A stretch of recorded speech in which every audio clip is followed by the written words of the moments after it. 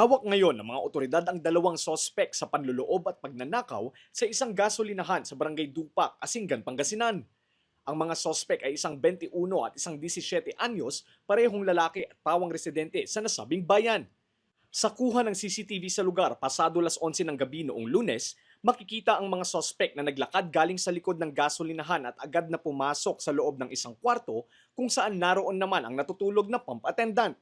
Hindi na nahagip sa CCTV ang mismong pagnanakaw ng mga sospek pero ayon sa pulisya, unang pinatay at sinira ng mga sospek ang CCTV at saka tinali ng mga sospek ang kamay at paa ng pump attendant gamit ang duct tape.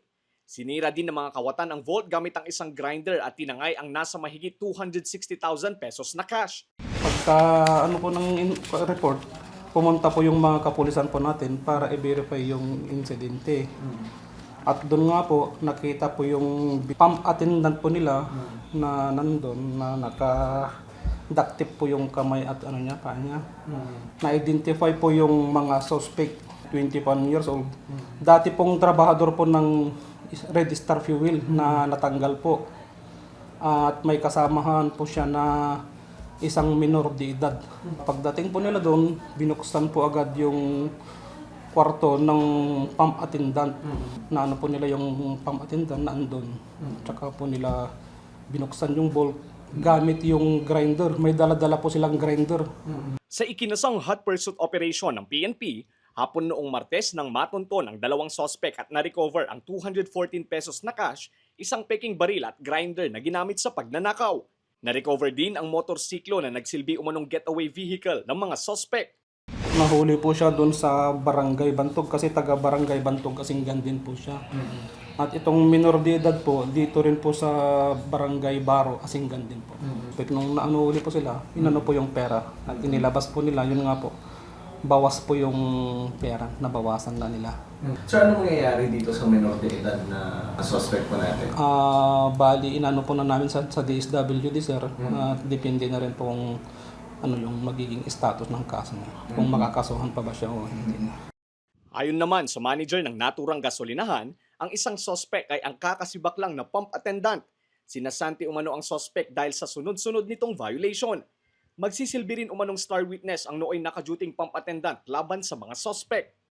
Ang dahilan po kung bakit po siya naalis dahil po sa 3 beses na review sa CCTV na 3 beses po siyang nagpatay ng wifi. Konektado po ito sa CCTV. Kaya po siya tuluyang inalis nung May 18 at yung araw po na mismo na yun, doon din po niya isinagawa yung kanyang pagnanakaw. At ang kasama po niya ay ang kanyang pinsan. Yung isang grupo namin na stay-in, mayroon po silang conversation po na tungkol sa hold-up. Ang chat niya nung May 14 po ay kung hanggang ilang araw pa po siyang mag-i-stay sa station na yon. At ang sinabi daw po niya sa mga unsend messages po niya ay magpanggap daw po yung chinat po niya na stay-in na magpapanggap na hold-upin po siya. Na-explain po ng suspect po na hindi po nila napapayag nung May 14 po nung pinagpaplanuhan po yung hold-up na yan. At nilinaw din po niya na wala daw pong kinalaman ng stay-in, kaya siya po yung nagsilbing witness ngayon.